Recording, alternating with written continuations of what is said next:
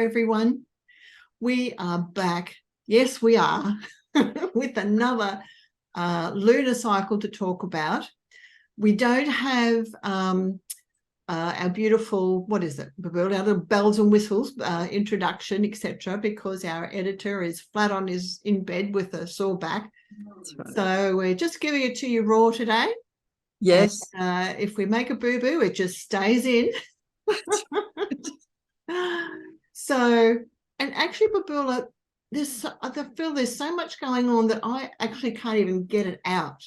You know, like the winds of change are blowing, and it's just blowing and blowing and blowing, and I don't even know where to begin. So why don't you start us? Okay. Okay. Yes, yes. And I don't know whether you can hear it, but just as we started, someone, I think in the house next door to me here, has just started the whippersnapper, and it's really loud. So I'm not sure if it's going to come through. So yes. That's all right. So that's okay. She'll carry on. It won't go on forever. Yes. So we're now, after that big, astrologically speaking, energetically speaking, that big shift in March, with Pluto moving into Aquarius, Saturn moving into Pisces, and so on, and Mars finally coming out of Gemini, and so on. We're now moving into eclipse season. So we're here to talk about the new moon, which will be at 29 degrees of Aries, the second new moon in a sequence. The first one was 4 weeks ago at 0 degrees of Aries. And now we have the next new moon at 29 degrees of Aries, but it's a solar eclipse. So every 6 months, the new and full moon form an eclipse. And as someone once very astutely described eclipses as new and full moons on steroids. So that's a pretty good description, I think. So wait. Okay. Just reassure me that this is not the eclipse to end all eclipses. Because already but it kind of feels like it has that sort of feeling about it. Yeah, absolutely. Yeah. It's a very strong one. So for a lot of reasons, actually. A, because of the context of the world we currently live in. Yes. Secondly, because, and I always have to say that, like even when I'm doing, readings with people, it feels like everything everyone's going through now is also held within the context of what's going on planet Earth. Yes. It's part of the big story, our own personal journey. So the other piece, of course, is that to have a new moon solar eclipse at 29 degrees of Aries is really important, because 29 degrees of every sign in astrology, we give it a name. It's called the anaretic degree. And, some astrologers don't think that's particularly significant, but I've found that that's a really potent degree of every sign, and a lot happens. It's almost like it's a crisis point in that sign before whatever planet it is moves into the next sign. And so things get very intense at that last degree. It's a really powerful point where there's a feeling of, well, it's now or never, like this is it kind of feeling. Yeah. Before. And so and I was going to say, and with that background of Pluto and Aquarius, like that's really powerful. I was just wondering, maybe before we go on, maybe we should talk a bit more about that. What do you think? So about the Pluto in Aquarius. Yeah, lay the backdrop for that. Absolutely, because that's one of the pieces related directly to this eclipse. Yeah. Because as we know, all through 2023 and 24, and I am competing with a very loud whippersnapper behind. Can't hear it this end. No, you're all good. I'll just have to say, very focused. Yeah. It's that intensity. There's so much going on. Yeah. So Pluto through 2023, 2024 is moving across that cusp of 28, 29 Capricorn to 0 of Aquarius. Like that's where it's sitting for these 2 years. And so it will move back to 29 of Capricorn, which makes an exact square to 29 of Aries, which is this eclipse point. And eclipses, the energy of an eclipse actually holds for some months, even up to 6 months until the next eclipses come in. And they can also be triggered and activated for a couple of years. You know, they form these big eclipse cycles. Yeah. And so with Pluto now at 0 degrees of Aquarius, it is actually forming a very strong square to this eclipse point. So it's what we, and I'll talk about the Pluto and Aquarius, but I just want to say this other thing about the eclipse, because some people will be seeing it on social media and so on, people talking about this rare hybrid eclipse. It's a hybrid because it's both an annular eclipse, which means, you know, when an eclipse isn't absolutely total, there's a ring of fire around the eclipse. So it starts like that, and then it becomes total. So it's a kind of a double whammy in a way. So it's been called a hybrid, and they don't happen that often. So it's got a lot going on with it, this eclipse. Plus, there's a bunch of planets sitting right on it. But let's talk Pluto, which is the main planetary impact to this eclipse. Yeah, can I just interject there with something that I was reading this morning, which was, about, because I'm very interested in prophecies, okay? And with astrology, you have these huge cycles, and in those cycles are prophecies that the Indigenous people form these ideas around, okay? Yeah. So many of the Indigenous in the world speak of this time in human history as a period of great transformation, which Pluto is. And in the medicine tradition of the Inca, they refer to a quantum shift in consciousness, because Aquarius is about consciousness as well. And the time of the emergence of the new human, or the death of the old human and the birth of the new human, represented by, death and rebirth with Pluto, as the new human into Homo luminous. And some of the people watching this would have heard that before. Yes. We are in those times. And the Inca legend goes on to tell of a great angel who looked into the future and saw that humanity would face an enormous task at the beginning of the 21st century, which would be an extremely difficult and challenging time, which we're all living through. That's going to require an extraordinary effort to bring about peace and balance, a rebalance, and heal the world. And the angel asked, who would like to volunteer? And we said, and, I was reading, and I thought this really encapsulated it, because I was reading on a website, was talking about a scene in The Lord of the Rings when the dwarf says, no chance of success, certain death ahead. And it's like, what are we waiting for? Let's go, So I really see that as Pluto and Aquarius and humanity stepping up and going, we're going for it, we're doing it, And I was thinking that the solar eclipse in Aries asks us to look more deeply into our identity and ask, who am I in this transition? And who am I becoming? And Pluto in Aquarius asks us to let go of the shore and ride that river of change without fear, because it's changing, and there's nothing that we can do to stop that transformation except to make the choice to drive it in a better direction, in the right direction. But absolutely fantastic. That's right. Exactly. And those prophecies have been coming through for decades too, from various channels and people who have been having visions and seeing things and so on. So this has been, I was aware of this many decades ago, reading various books about these kinds of prophecies, and now here we are. It's here right now. We're in it. Yeah. And I love that, Cheryl. It's that Aries energy calls us to action. It calls the light warrior within us to not just knee-jerk go fight, but to literally stand up for what is true and say, no, I'm not just going to sit back and do nothing about this. This is a critical time.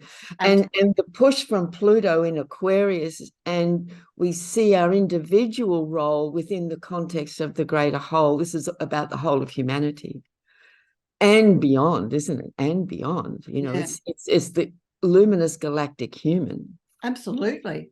And, for those of you watching, I've been running a series of workshops this year about the chakras. And the first one that we did, that Babula came along to, Yes.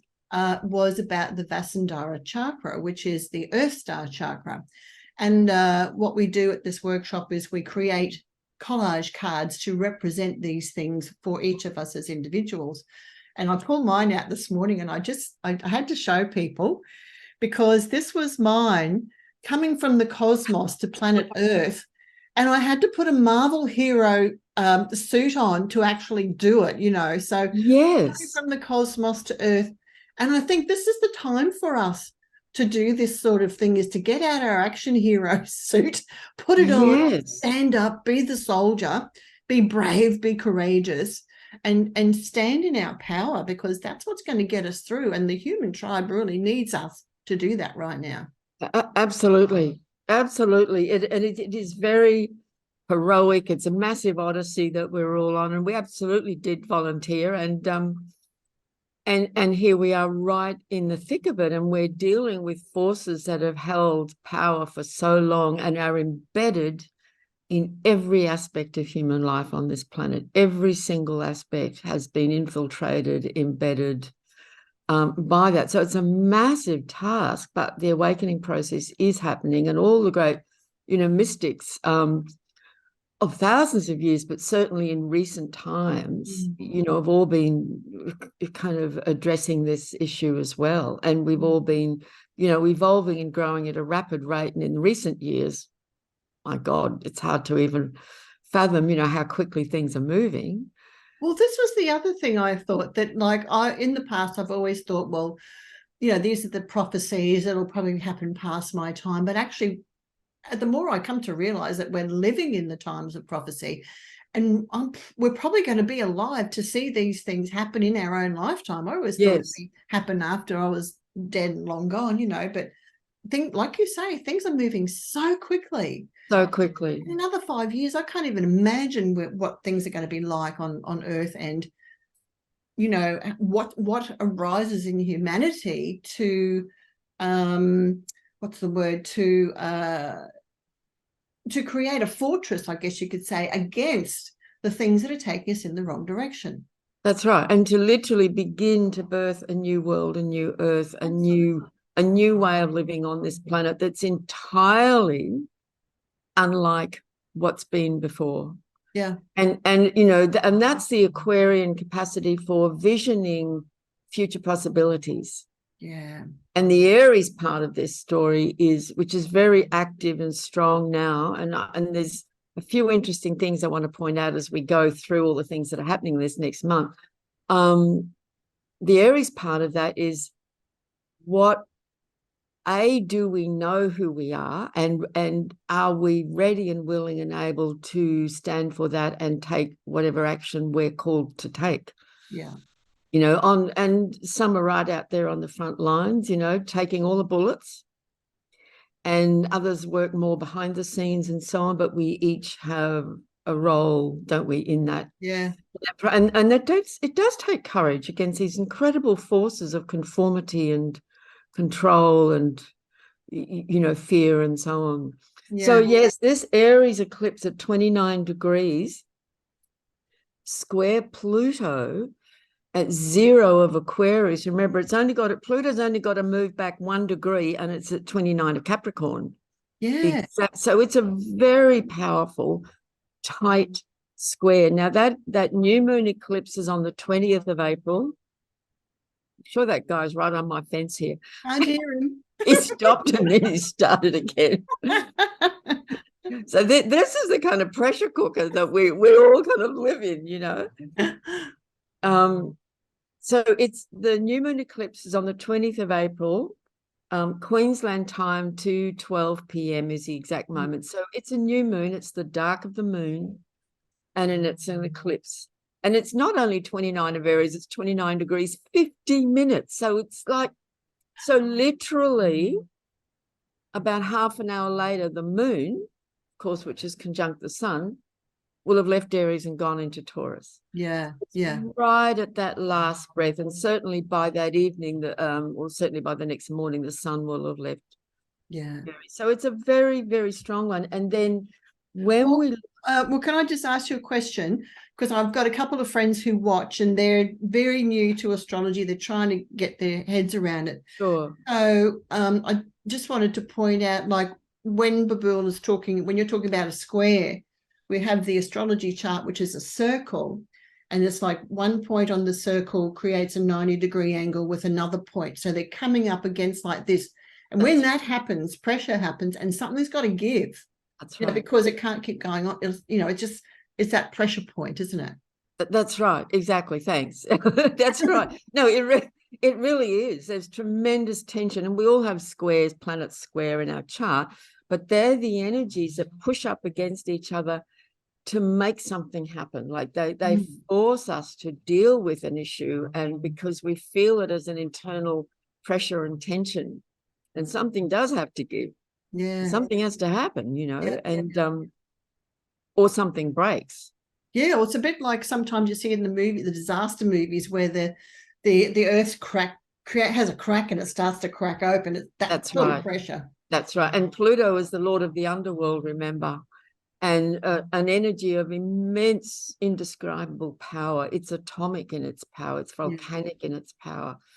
And so, when we're at the very end of a sign and the very start of the next sign, we're in this very powerful, and I'll use the word portal and birthing moment and critical moment of, will we make it? And do we make it into the new phase? So Pluto's just sort of dipping his toes. He's just giving us the tiniest glimpse of this Aquarius energy. And then over, the next 22 years, we'll move fully into that. So this is one of those critical moments in the year. Yeah. And it involves each of us individually and all of us collectively. It's the individual within the collective, isn't it? Yeah, it certainly is. That's right. And it's not either or, it's both. And I think in that too is about, like you say, standing up for what you believe in and finding your voice. Against the fear of going in the opposite direction, which Aquarius does, to the status quo. That's right. That's right. Yeah. And, there are those who fight just because they love to fight, and they'll fight for anything. And then there's a fight that is truly, the light warrior. And it's not even necessarily fight in the sense of violence. It's fight just in the sense of standing clear and strong in our yes or no. Like, no, I'm not doing that. Yeah. Like that takes courage. Sure does. That's right. And others may reject you and have all sorts of opinions about that and think you're crazy. But, it does take courage and guts to stand in that. Yeah. Now, there's a lot of other energies connected to this eclipse as well, which makes it very interesting. We know that Chiron's still moving through the sign of Aries, and we've talked about that before. He'll be there for a few more years.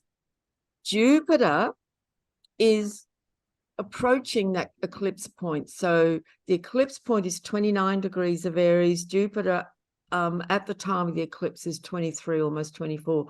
So Jupiter's moving towards that point, and we'll get to 29 degrees. Just trying to decipher my notes here.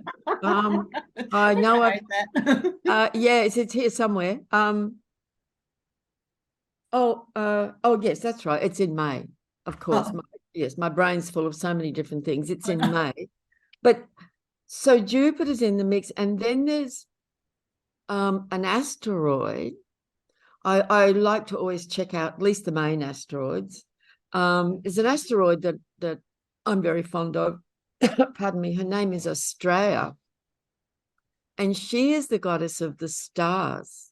Ooh. She's often kind of referred to as the astrologer's asteroid, the astrologer's muse, and that She is of the stars, and there's a wonderful legend about her that, you know, way back in the mists of time when the gods left the world and left humanity to their own devices, Australia decided to stay a lot longer, and she walked amongst the people, you know, dispensing her wisdom and knowledge and light from the stars.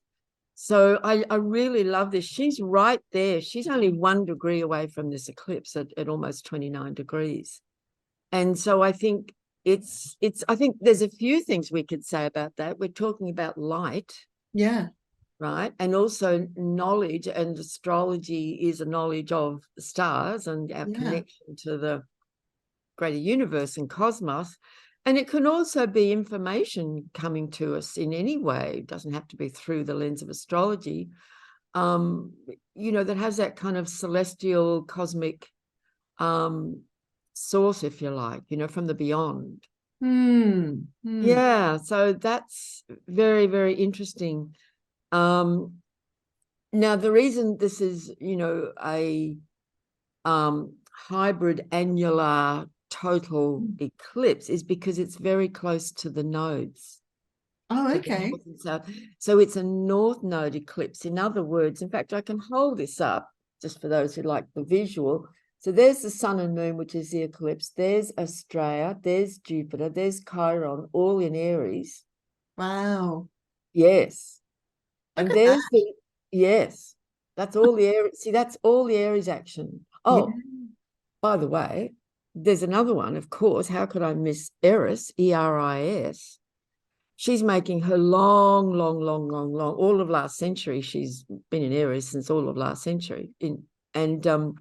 So she's moving very slowly. She's at 24 degrees, very, very close to the Jupiter. So, and she is very much a truth teller, you know, a whistleblower. She stirs the pot. She's a restless disturber. She's a restless disturber. Exactly. Looking for Exactly. trouble. Look, yeah, and stirring it up, but there's always a good reason why she does so. She exposes and reveals people's kind of shallow adherence to the appearance of things and so on. Yeah. So there's a lot going on in Aries, that warrior energy. And of course, Aries is also very much about birthing of the new. Yeah. That's its whole, you know, if you know any Aries people, like they're always on to the next new thing, the new. Yeah. You know, and pushing forward into the unknown, you know, those bold, brave steps into the unknown. Oh, Star Trek all over. All over. Can you Boldly goes where no man or woman go has been before? before. Yeah. Can you hold that chart up again? Show the whole chart this time, just to pull it back a little bit. Because my question is always, I'm always interested in where everything's happening. And Yes. in this one, a lot's happening in that upper area. Yes. Yeah. So in Aries and Taurus. Yeah. Right. So Aries and Taurus have really got a while back. A lot of these planets were back here in Pisces, and it was all happening in Pisces and Aries. Now, of course, Saturn and Neptune continue through Pisces, which they will do for a couple of years. Yeah. Now there's this, so Aries is still very strong, but we're going to talk a bit about Taurus today because there's a lot of very interesting. Yes, let's have some stabilizing Taurus talk, please. Yes, we need. Well, Taurus is very interesting, as they all are, of course. So when an eclipse is on the north node, that is about how we are collectively moving forward and what we're wanting to create and establish, whereas the south node is more about the past. A great way to see the eclipses in Vedic Indian astrology, the nodal axis was always referred to as the great celestial dragon. And the south node is the tail end where we're eliminating, right? We're eliminating what has gone before. That's kind of done. The north node is the mouth of the dragon where we're taking in the new. Yeah, we're opening to the new. We're moving towards the new. So the north node is still in Taurus, but it's really very close to this eclipse. So this eclipse has that north node quality plus Aries of pushing and moving forward into the new, which is great. Yeah. Yes, so there is a lot. So I think I'll go on through the dates because that will then lead us into Taurus. Yeah.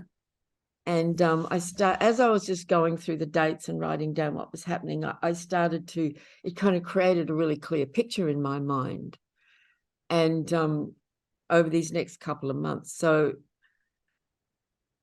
on the evening of the 20th, so we have the eclipse in the afternoon, and on the evening at 6:15, so I'm always talking Queensland time, the sun will leave Aries and go into Taurus. So we begin the Taurus phase of the year, right? And Taurus, I've always loved teaching about the zodiac. It's the most beautiful story. So when we initiate and birth the new with all that passion and enthusiasm and impulse and impatience that Aries is, then the next phase of the journey of the development is we come into Taurus and we start to put down roots and anchor and ground. And how do we manifest that impulse and that idea that was birthed in Aries? Like Aries people, in my experience, are often very entrepreneurial. I've got this great idea, and away they go, but they don't always finish it. Yeah. Because it's not their job. No. So we come into Taurus, and Taurus says, okay, I'm going to grab that idea, that impulse, and I'm going to build on it and manifest it and make it real. So they're farmers, they're builders, they're bankers, they're dealing with money and finance, growing food, creating beautiful art and music. So they bring it into manifestation and build and create something strong and solid out of it. So that's the Taurus energy.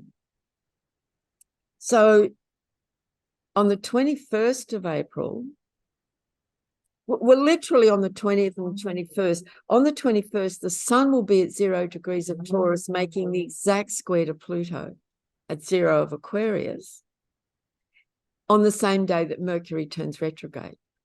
Oh, okay. So I know. So Mercury's turning retrograde literally on this eclipse. Like, thank you, Mercury. Really? Yeah, not now. In the sign of Taurus. Oh. So this is going to be a Taurus retrograde phase.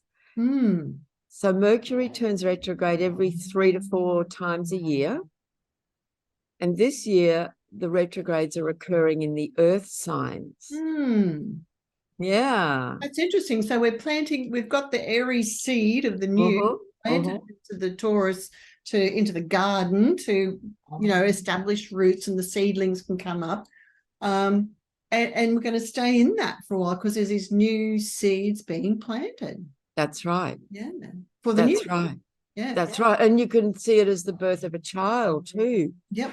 If you watch a baby, they start to grow, and it takes them a while to develop a sense of even their own body. They're literally coming into their body. Yeah. The Taurus, and living and experiencing everything through the senses, hunger and touch and tastes and smells and so on. So Mercury turns retrograde, conjunct Uranus, right, at 15 degrees of Taurus at the eclipse, literally the day after, but it means he's stationary on the eclipse. So let's just decipher that because astrology, sorry about you people who are just new into this, because it's a language. It's a symbolic language. That's right. Yeah. So all right. So over to you. Okay. So Mercury is our voice, the messenger, our mind, how we think, what we think about, what we speak, and so on. In Taurus, it's people with Mercury in Taurus speak and think of things that are practical, pragmatic, organized. They have very organized minds. They're practical. Yeah, they're sensible. My father, Sun and Mercury in Taurus, he was often heard to say things like, "Oh, use your common sense." Yeah. Right? Mercury in Taurus, common sense. which seems to be greatly lacking on the planet. Yes, I was just thinking that, like going back to my childhood, my grandmother used to say that, where's your common sense? Like, it was That's very right. common for people to say that then. That's right. Common sense, but now it's like, bleh. No, it seems to have gone completely out the window. Yeah. 1 and 1 don't seem to equal 2 anymore. No. Okay, so when Mercury goes retrograde, very, very commonly, not everyone experiences this the same way and to the same degree, but our communications often go awry. There's often like glitches in the matrix, glitches are happening with technology, with transport and travel. Like astrologers will often say, like if you're wanting to help someone find a great date to take an important journey, to start a business, to get married, you kind of want to avoid Mercury retrograde. You'll never find a perfect date, but there's certain things that you avoid if you can. And Mercury retrograde can be fantastic for reviewing, for going back over things, for deep research, for inquiring, for, it's not pushing forward. It's okay. We're going to go back over old ground. We're going to let's go back and have a closer look at that. Yeah, it's information. In Taurus, it's going to be to do with practical, pragmatic things. Just at a very basic, simple, wonderful level, it can be, maybe it's a great time to really get stuck into your garden and clean it up and plant things and prune and get rid of things and build your garden bed and get it all set up and ready. Yeah. Well, I'll just say something about that, because I watch a channel called The Shaman's Cave with Sandra Ingerman and Renee Barrow. Oh, right. Yeah. And Renee was saying recently that, because I'm thinking about Mercury, which is all about information, media, that sort of stuff. And she said that people are, and people have been swamped with information, let's face it. And my mind's just been so entrenched in information because I want to know what's going on. That's right. But she made the point that people are, they're doing that because they're afraid of missing important pieces of information that will change their life. But information doesn't change our life. Doing the work changes it. So I sort of see that as this Mercury and Taurus, it's like taking that information and applying it in practical ways. Absolutely. Fantastic. That's exactly right. Like, let's get real with the information and take practical steps, because Taurus is really all about manifesting, what we're creating. And I'm not necessarily talking about wealth, although that's a part of what Taurus is about, which we'll get to the shadow side of Taurus in a minute, because that must be addressed. I'm always up for that too. Every planet and every sign, we've got to consider the shadow side. And so, of course, Taurus is also absolutely about money and finances and banking and resources and so on. So this is going to get very interesting on planet Earth. We know it already is. It has been for a few years. Things are really escalating in that department. So Mercury turns retrograde on this eclipse, conjunct Uranus, the great mover and shaker and disruptor. An awakener. He's been in Taurus now since 2018, 2019, really shaking things up. And so then on the 24th of April, the sun makes a conjunction to that north node at 4 degrees of Taurus. And it's also conjunct one of my very favorite asteroids, and her name is Vesta. Now, Vesta is the sacred flame. She is the keeper of the sacred flame. Way back, she was always honored in the family home. She kept the fire alight in the hearth, for cooking, for warmth and so on. But she also has a strong connection to the temples and keeping the eternal flame alight. So she has a lot to do with that spiritual inner flame that we must not let go out. Right? Yeah. And what are we doing to tend that? And sometimes it can be that simple moment, that ritual moment of just, lighting a candle and taking the moment. Yeah. Stop and connect with that flame. Yeah. And I think that's it's really important to say that, Babula, because I'm so glad you did say it, because, while these winds of change are blowing, there's those of us who are awake and aware of some of the things that are going on, not all of it, of course, but we're wearing a little thin about it all. You know what I mean? So there are some aspects of ourselves that may need a bit more soul nourishment and That's right. feeding the fire, that spiritual fire, than usual. So I wanted to say that because I wanted to remind people about, taking more time out than usual to give themselves some soul nourishment, because, the currents are trying to influence us to go off on a tangent and get caught up in fear and distraction. But we need that soul nourishment and that right. calming and soothing. And our soul's been battered, That's over right. the last year, really battered. Yes. And we just need to, if we don't get that soul nourishment, feed that, the home fires, shall I say, it can make it more challenging to stay the course and stay strong. Sorry, this guy next door has just crashed into something. Uh-oh. Oh, it might have been, I think it's a tree. I think they're chopping down a tree. Oh my God. Can't even hear it. Oh, that's okay. I just went like that and I thought someone was going to notice, like that's what happened. There was this mighty crash. So it's not a whippersnapper. They're actually, it's chainsaw action. Oh my God. So your internal ember, it hasn't just died out then. No, wow. God, there's things going. Isn't this amazing? The minute we started, that started. Yeah. And Taurus, of course, has a great deal to do with trees. Yeah. Yeah. I always see Taurus and trees. Yep. The shamans call them the tall people. Yes, beautiful, beautiful.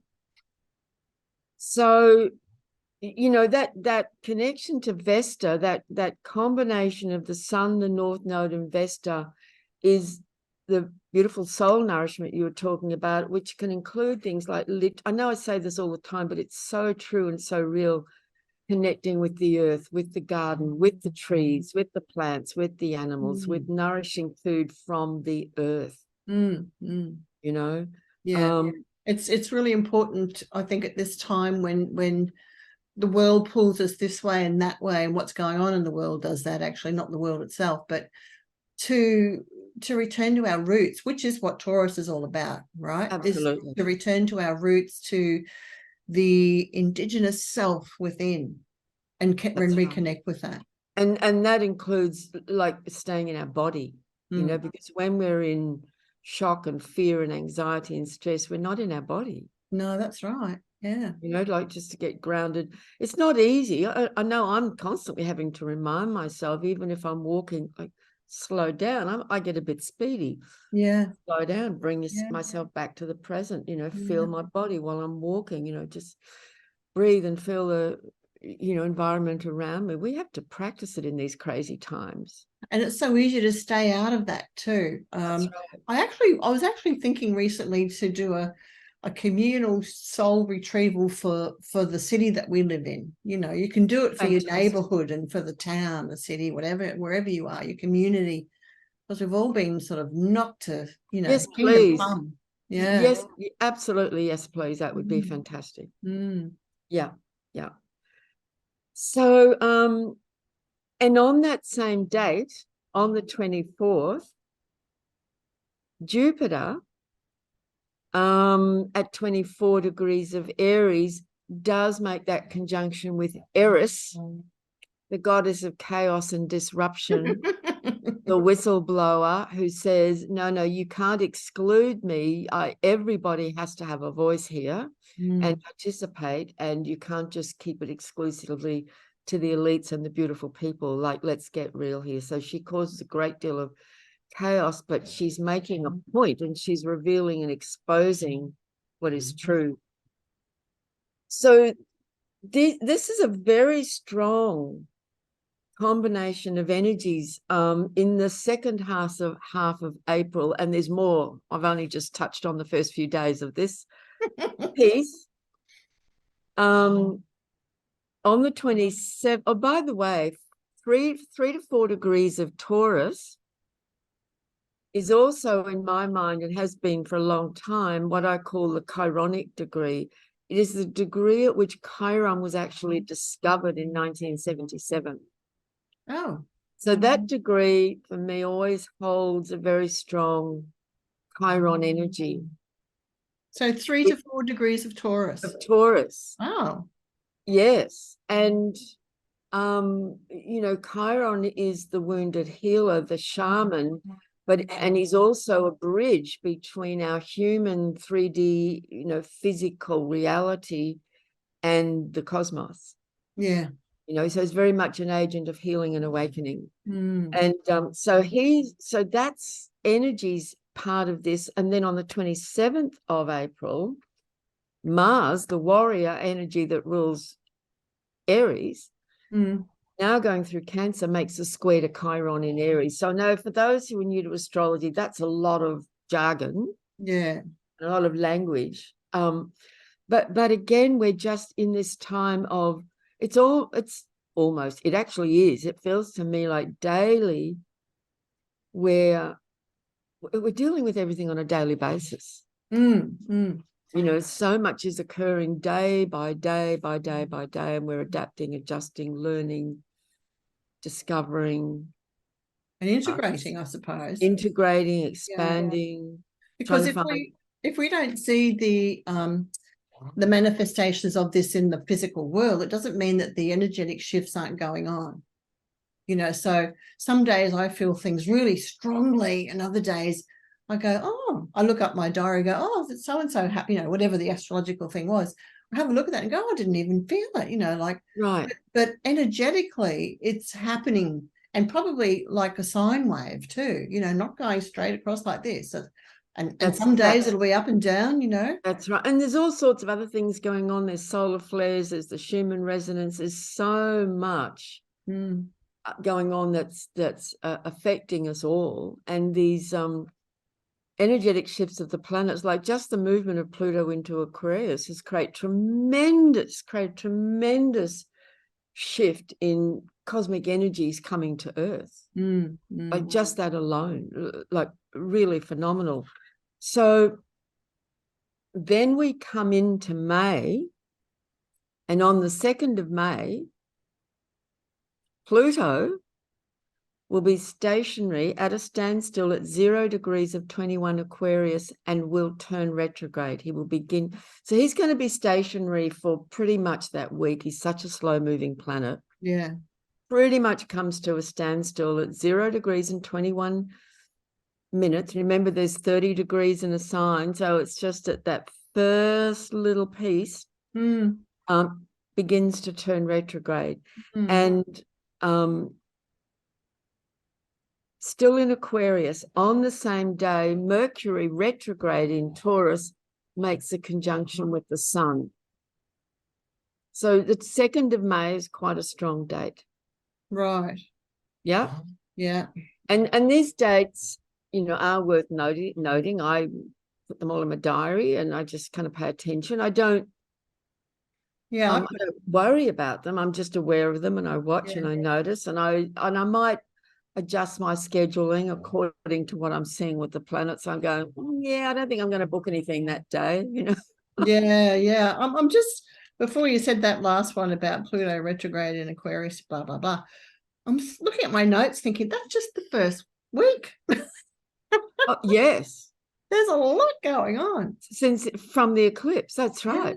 Wow. So that whole week following on the eclipse, it's just this sequence of really, you know, significant things unfolding. And then on the 5th of May, Venus moving through Gemini, quickly through Gemini, will make a square to Neptune. Now, that could be a day when we could take advantage of that day or those couple of days to just take a bit of time out, if that's available to us. Just chill. I think, you know, because that preceding week is so full on and so strong. Yeah.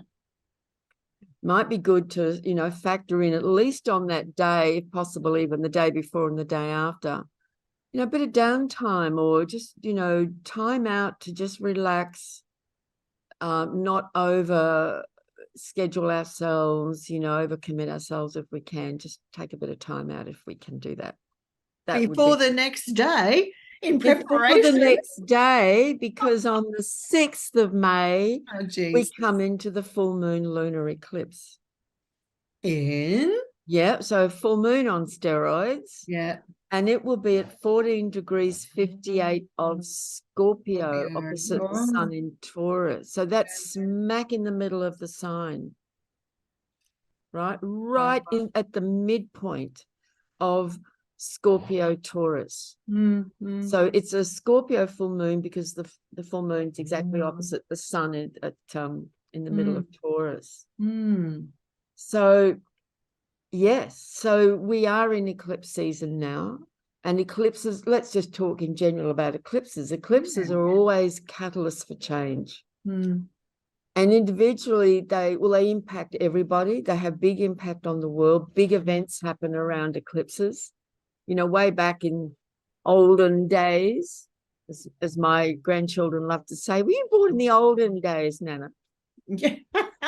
In the olden days, you know, only kings and so on had access to astrologers, and eclipses used to be portents of war and death and kings being killed in battle and the new king being born and, you know, things like this, like big events. And that full moon lunar eclipse, that starts, or is it the next day? It starts Wesak and the Buddha birthday festival. I think we need that then.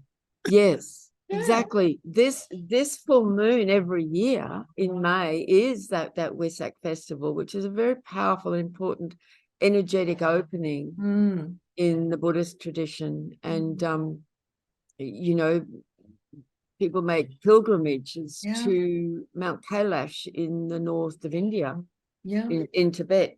And it's a very significant time. The Hindus do it as well. You know, it's a really strong, important.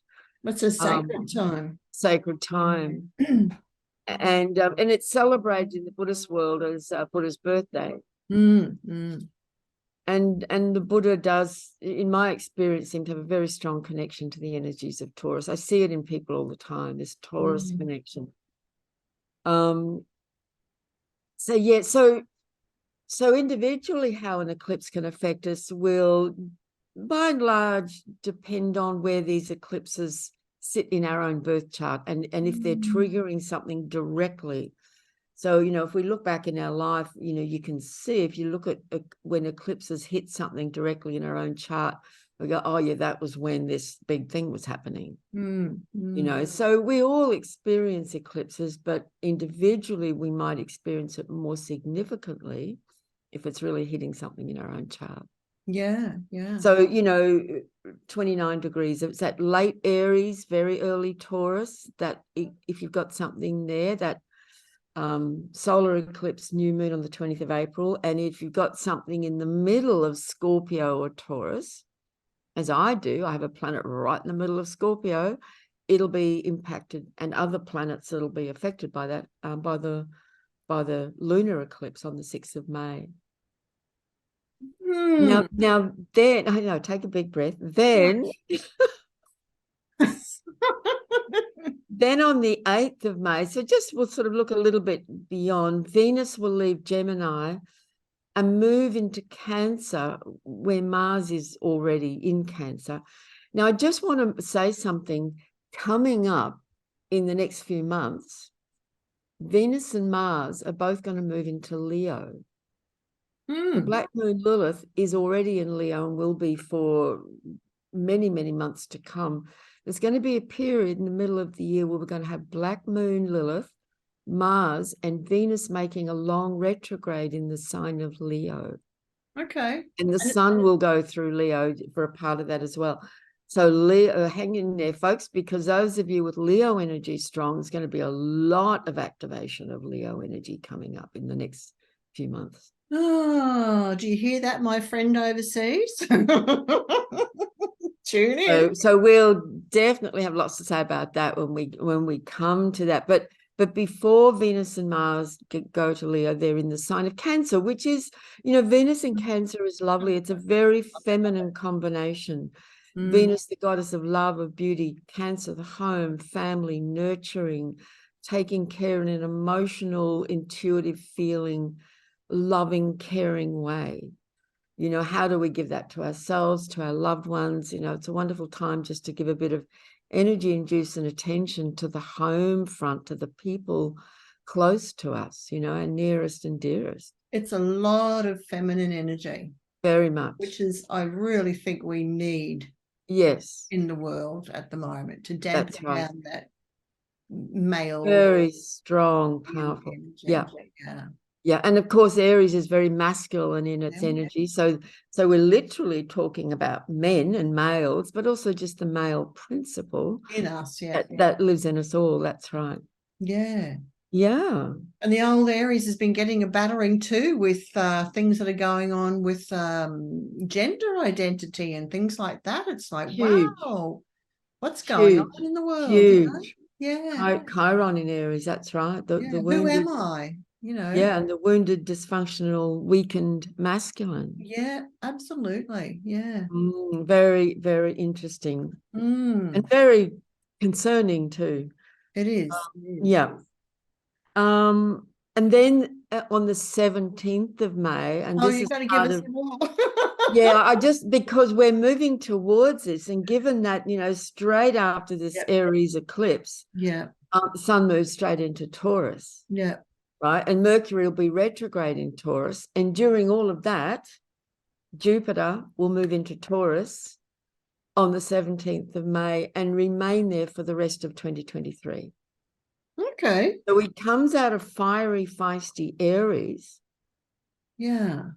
and changes energy. So he Yeah. turns his focus. Jupiter is about truth, higher knowledge, opportunity, good fortune. It's a very benefic Yeah. energy by and large, and it brings a big, expansive consciousness to that sign. Oh, I wonder So how that's going to play out. yeah, lots of interesting developments there, and it will be a mixed bag, Yeah. of course, Yeah. of bringing great benefit to Taurians and to our you know, needs and desires to be sustainable, to connect with the earth and the land and so on. But remember, Taurus is also about money and finances. It's the primary money sign. Mm. And I do see that in this eclipse period, with these activations in Taurus, and remember the lunar eclipse is across Taurus Scorpio, Mm. so the whole financial issue on this planet is coming to a crescendo. Mm. Mm. And many are saying that, you know, basically a collapse is imminent, and the cracks are certainly showing. Yeah. And you know, Jupiter in Taurus, it's going to be very interesting to see how things unfold there. Yeah, it's really hard to even get an image or a sense of that, isn't it? For me. Yes, it is. My feeling is once these eclipses have happened and we'll kind of have a sense of what that Jupiter and Taurus might begin to bring. And it's always in the very early days of a planet moving into a new sign that you get the glimpses. You go, okay, here's the first glimpse of what this energy is going to be bringing in. You know, so it will fundamentally be beneficial as Jupiter is, but of course it can also increase in a negative way the shadow energies of Taurus, which is about absolute and total control of resources, land, money, finances. Yes, possessive. It's a possessive sign. Total control, absolutely. And over the, you know, years ago, I did a lot of research into looking into the charts of dictators, as one does. In your And spare time. lo and behold, past and present, a very high percentage of them have Sun in Taurus. And that urge for absolute total control. Yeah. Including, which of course on planet Earth includes the wealth. Yeah. The wealth of land, countries, people, ownership. You know, wanting to own everything and everybody. Yes, yes. because that's where, because Taurus is a fixed sign. The fixed signs are about power. So on planet Earth, money is power. Wealth is power. So it's a lot yes, to watch and be observant about, isn't it? yes, but certainly money is on the forefront of things. It's what there's many major issues that are in our face currently, but that's definitely one of them.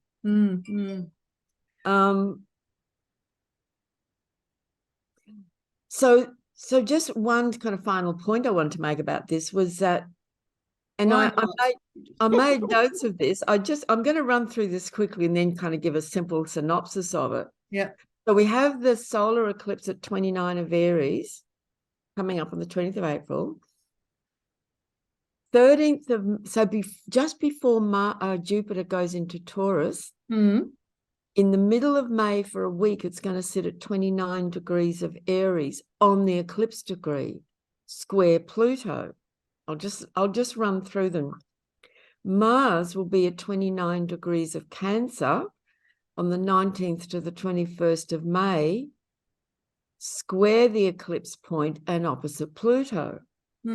Venus on the 4th of June, before it moves into Leo, will be at 29 of Cancer, square the eclipse point opposite Pluto.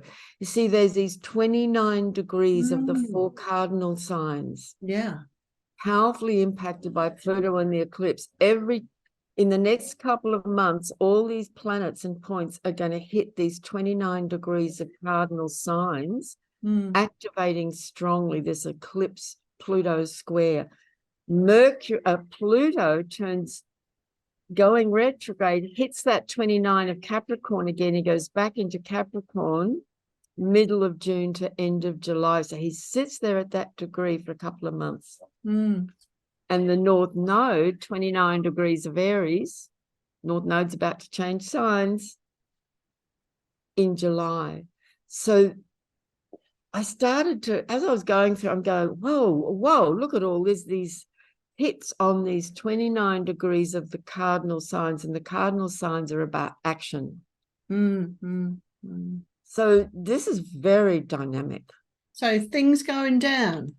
Things going down over the next few months, through to all of that occurs from now through to the end of July. It's very dynamic and quite intense in many ways.